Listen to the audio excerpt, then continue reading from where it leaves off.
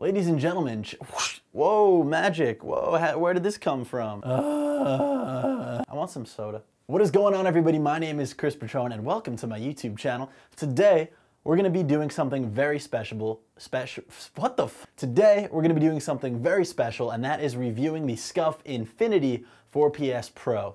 The name is ridiculously long, completely unnecessary, but that's okay. They have so many models, it's just, I guess they had to do it. So I'm gonna tell you the ins and outs, the do's and don'ts, and everything that you need to know before you're gonna comfortably make this purchase, because let's face it, I mean, it's gonna run you upwards of $200, and that's, you know, nothing to shake a snail at.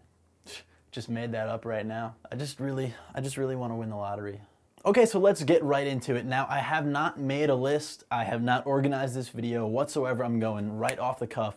So we're just gonna talk about the pros, cons, all that good stuff. Let's jump into it. This is my Scuf 4PS Infinity. Let's see if it focuses. There you go. We managed to focus a little bit on the controller. I'm gonna throw up some pictures or video right now so you can get a better look at it. But it's just your standard Scuf Infinity 4PS Pro, and it's black with red kind of highlights on there, red triggers, red buttons, red sticks. Now, one thing that I did do is I took out the rumbles, as I always do when I'm buying Scuf products. This is, I want to say, my third Scuf controller, and on my previous two, I got the rumbles out. I recommend it. It makes it lighter, and if you're a competitive player, which is probably the reason you're buying a Scuf, you're gonna want the rumbles out anyway because you don't really play with vibration. The paddles feel great. I'm already used to the positioning. This is my old Scuf right here, and it's pretty much the same model. Paddles are in the exact same location. And that's actually a great segue to talk about some of the negatives that I really want to get just out in the open before we continue the video. My old Scuf and the previous Scuf before that had issues with the left paddle, the jump paddle. Now, I'm sure it would have had issues with the right paddle had I used it as much, but if you're anything like me, you use your left paddle to jump. It's X, and that's gonna allow you to do most of your jump shots or mantling or anything like that in Call of Duty. As another side note, this is gonna be completely based on Call of Duty. I'm a Call of Duty player, I always have been, so if you guys use a Scuf controller for other games, I'm sure this video could help you, but it's gonna be mainly focused on my experience with it in the Call of Duty franchise. Got it. Look like a zebra. So anyway, yeah, so the left paddle, the jump paddle, got really sticky. Not sticky as in it was physically sticking, but it wasn't jumping or responding well when I pressed it. I'd have to press harder over time, or it would only do it like 1 out of every 3 times I pressed it would it respond on screen.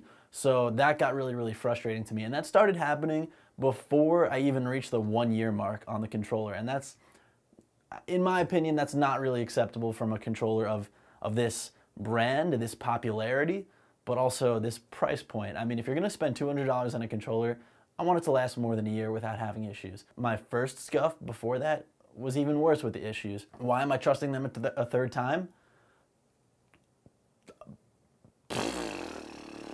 So I just want you guys to be aware that it is a high possibility that over time, especially if you play really competitively and put in a lot of hours on your controller, the left jump paddle might start to kind of wear out on you. And this has been a common theme between me and my brother. For him, he's experienced issues with his analog sticks.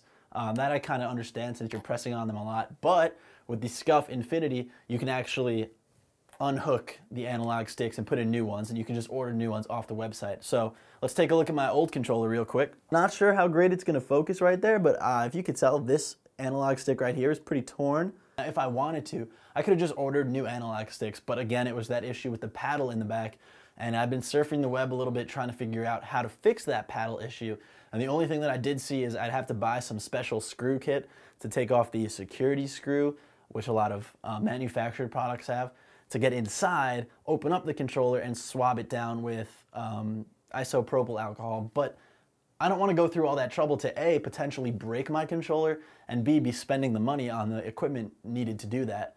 So I said, you know what, let me just get a new controller and pray to God that the paddle doesn't crap out on me in the first year. And you know what, I mean, I love Call of Duty. If I find myself spending $200 a year on a new controller with every new edition of Call of Duty that comes out, I personally don't mind that.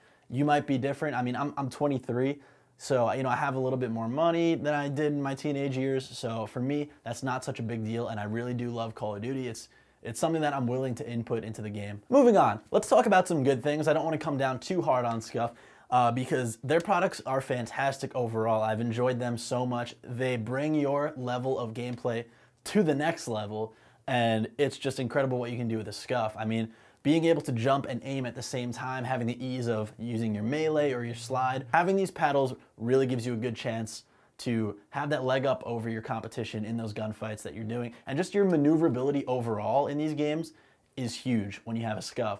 It was a little bit more, I guess, important in some of the jetpacking Call of Duties. Now that we're back on boots on the ground with World War II and now Black Ops 4, I guess it's not as important, but jump shotting is still huge. And it's just, I don't know, for me, it's something that I like to use. Again, it's just one more way to get a leg up on your opponent, because when you play enough Call of Duty, you get to a point where if you don't have a Scuf, you realize some of these gunfights you could have won if you jump shotted.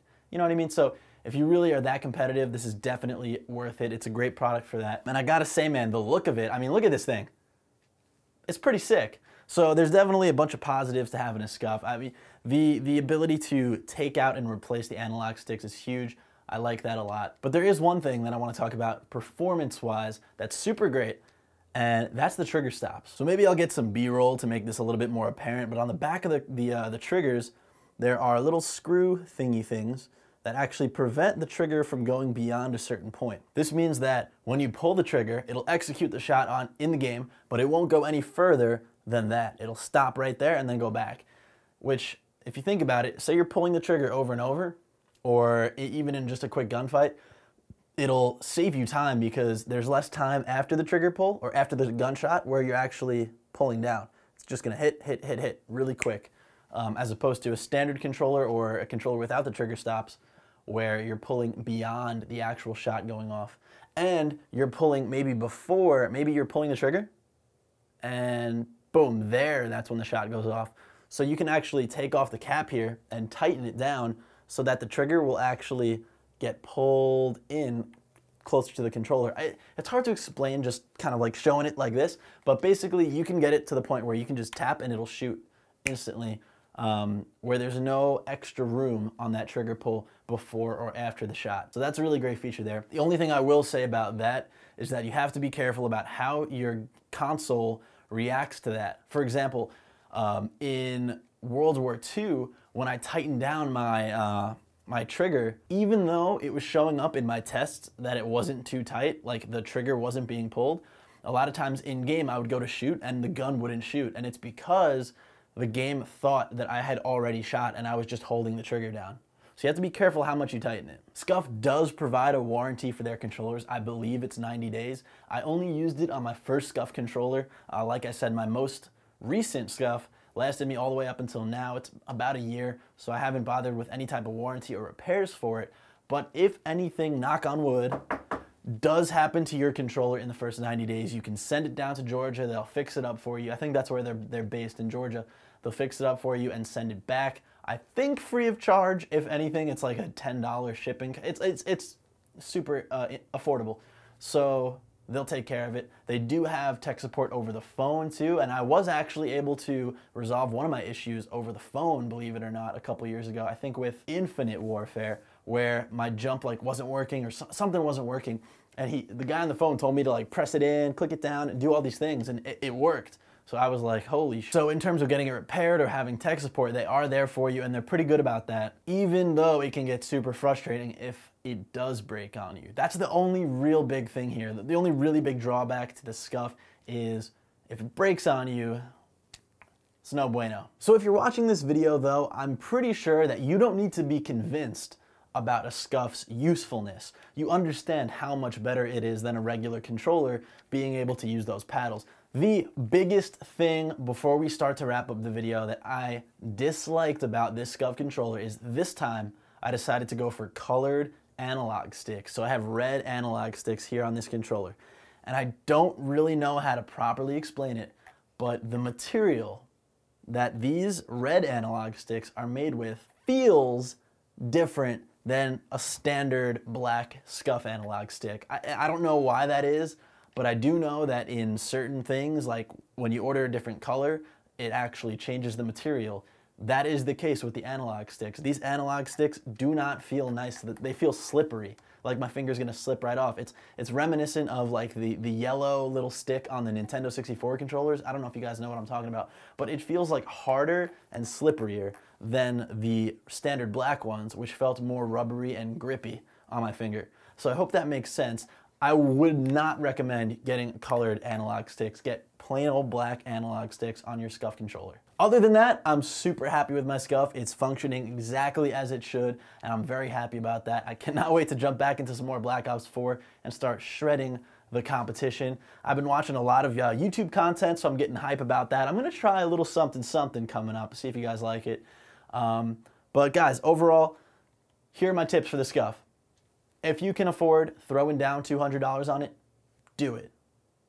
If that's super tight for you, there might be some other cheaper options out there that I'll talk about in a later video. Treat it nice so it lasts as long as it possibly can. That's pretty much it, man. So should you buy a Scuf? Absolutely. Just know that there are a couple drawbacks, as there are with anything in this world. What can you do? Nothing's perfect. If you guys have any questions, comments, concerns, please do let me know. Hit like if you learned something in this video, or if it helped sway your decision in one way or another about buying a Scuf. And let's see, the first person to comment Chris Patron rocks in the comments, $5 PayPal. I'll see you all later. Hit that subscribe button, turn on notifications, do all that cool stuff, and I'll see you guys in the next video. Peace. 4, 5, 6. 4, 5, 6.